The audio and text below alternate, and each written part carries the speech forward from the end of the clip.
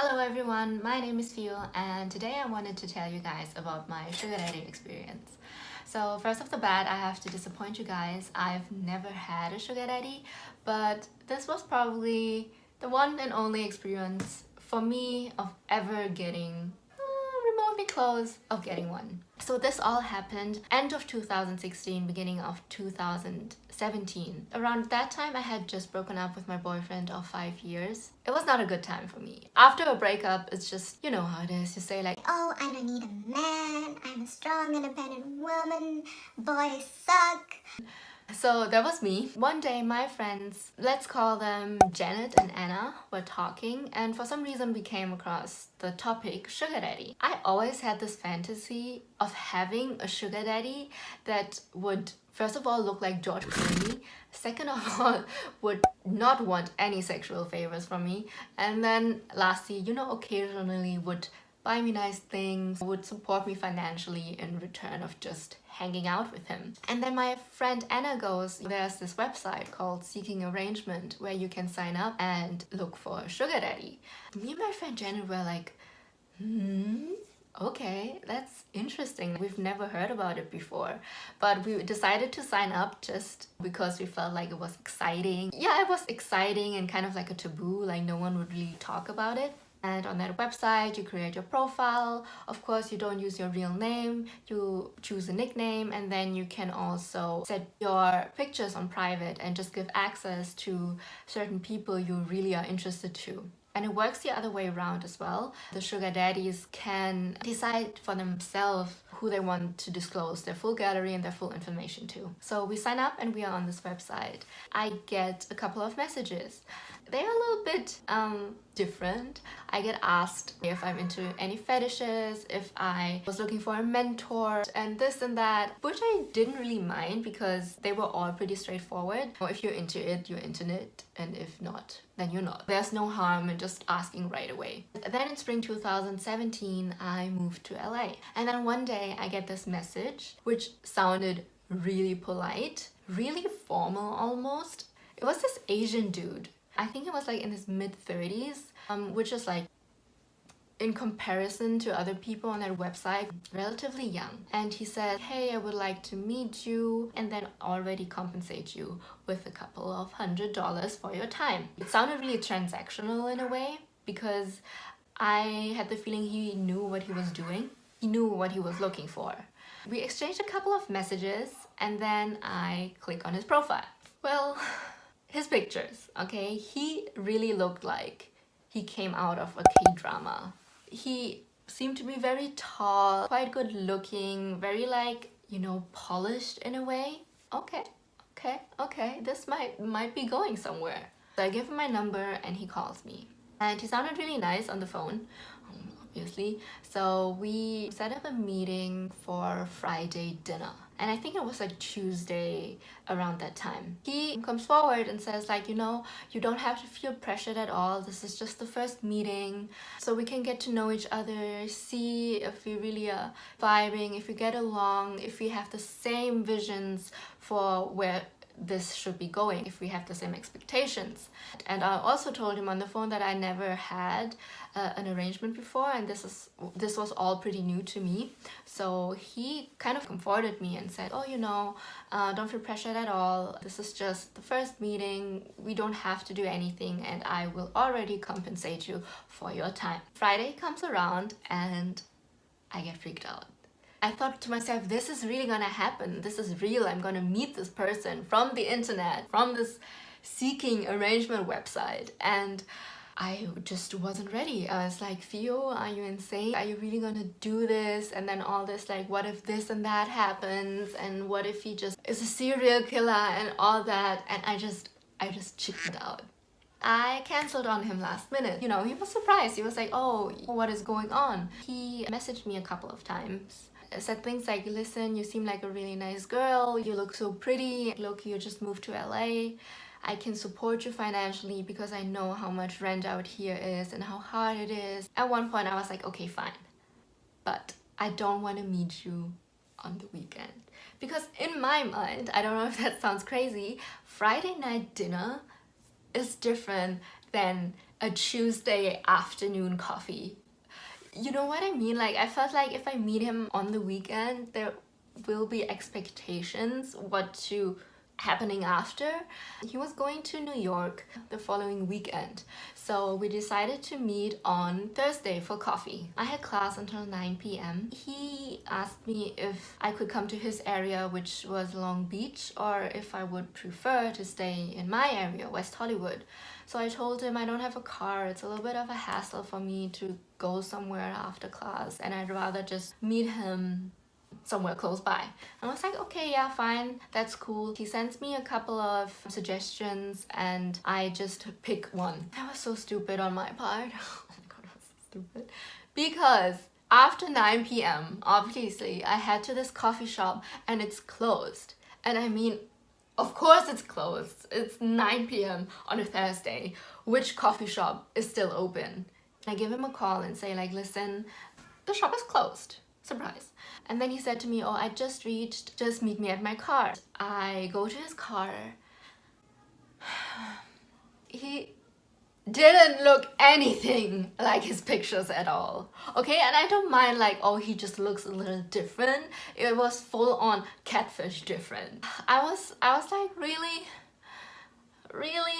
So I get in this car, slightly disappointed, because at that point, what can I do? You know, what can I say? I cannot just say like, listen, you don't look like anything in the pictures, like goodbye, which I should have. But so I get in his car and then he suggests a restaurant that he really wants to take me. It's a really nice place. I ask him where it is and he says like towards the Santa Monica side. And I told him like, I don't want to go too far, you know, it's a Thursday night, I have class on Friday, so I don't want to stay out too late. And he was like, oh yeah, you know, at night when there's no traffic, it just takes like 15-20 minutes tops, and then we will back in no time. I was like, okay, fine. So we start driving, and then while in the car, everything just changed. While, you know, talking to him in the car, I had this like weird feeling, because he then would go onto this rant about like how lucky I should consider myself and how fortunate I am that he reached out to me, because he's so good looking and he has so much money. A lot of sugar babies wanted him, but he doesn't. The last sugar baby he had was a Korean girl, and the way he explained it to me why the arrangement terminated was that she wanted more than just an arrangement. She wanted a proper relationship. But at this point at his life, he said he was not able to give her that kind of attention because he is traveling a lot, he has a lot of business to take care of, but he doesn't want to miss out on the one-on-one time with a girl, which I kind of understand. That's why he is looking for someone new that he has an exclusive arrangement with. And that all sounded like really good in my mind, but something about like how he explained it was really weird. But then I realized we were driving for more than 20 minutes. And I see like, you know, signs which are saying like Long Beach and like the highway and the freeway. At one point, he started to talk about hotels and how we should go to a hotel together and then see where things are going. And I just was like, what the fuck? First it's coffee, and then it's dinner, and now it's a hotel room. Like, I'm hungry, okay? I want to eat dinner at least before we go anywhere. And I already knew that I was not gonna go with him. So he kept bugging me about, oh, let's go to a hotel room. We can just see where it goes from there. You don't have to do anything. Don't feel pressured at all. This is the first meeting, but yada, yada, yada. And I told him right away, no, I'm not going to a hotel room with you because this is, like you said, the first meeting. And I don't want to be in a position that's really awkward, because once I'm in that hotel room and sit down, to say like, okay, no, I'm going, it's just hella weird. I was like, no, but you should just come, we can take a room and then we can just talk there and see where it goes. Or if you don't want it, then I will still pay you a couple thousand, you know, decide to continue this arrangement, I will transfer you $10,000 right away and you can use it for this and that. And I was just like, listen, it's not about the money. I don't feel comfortable with you. We're meeting for the first time. I just wanted to just sit down and talk about things and not go to a hotel room with you. And then at one point he just looked at me. So it's all gonna happen. I was like, no, it's not gonna happen. If you want to, we can meet a second time and discuss things further, but today is not gonna happen. And then he was trying to like manipulate me and saying like, oh, I'm going to New York this weekend and then I won't have time for a long time, this and that. I was like, okay, then we'll meet after when you're free. He just kept going at it. At one point I was like, listen, no, okay, I'm not going to a hotel with you. This guy just pulls over. We are still on the highway driving to nowhere. He pulls over to this plaza where literally everything is closed except for one fucking Subway. He stops the car, looks at me and says, so if that's not gonna happen, then I think we're wasting our time here. What the actual fuck just happened? Okay, so first of all, you lure me in with like all this baby talk and all this nonsense, make me feel comfortable, saying things like, oh, I don't have to feel pressured, you know, sprinkle a little luring with money in, and then now you're telling me, because I don't want to go to a hotel room with you, that this is a waste of time. And then immediately it clicked in my head, all part of his scheme, luring girls in with like money and, you know, making them feel safe and then using their weakness, pretending to be nice to make them do something they don't initially want to do. From the beginning told him, no, this is not gonna happen, so he was probably pissed. It's like feeling all these things, like I was so humiliated in a way that he treated me like this. I was so upset and I just looked at him and I said, okay. And I got off the car.